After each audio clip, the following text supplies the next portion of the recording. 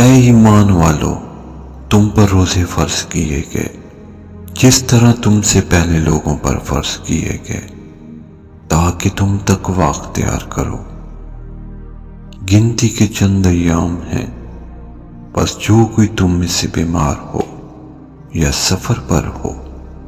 تو دوسرے ایام میں گنتی پوری کر لے، اور جو لوگ طاقت رکھتے ہوں ان پر فدیہ ہے ایک مسکین کا کھانا، اور جو اپنی خوشی سے مزید بھلائی کرنا چاہے تو اس کے لیے بہتر ہے،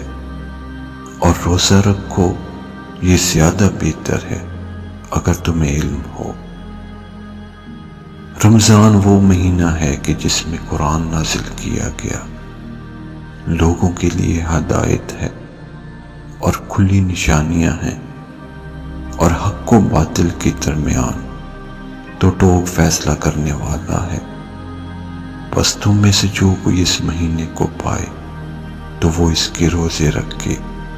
اور جو بیمار ہو یا سفر پر وہ بعد کے ایام میں گنتی پوری کر لے۔ اللہ تمہارے ساتھ آسانی چاہتا ہے اور وہ سختی نہیں چاہتا، تاکہ تم گنتی پوری کر لو، اور اللہ کی بڑائی بیان کرو جس نے تمہیں راہ دکھائی، تاکہ اس کے شکر گزار رہو۔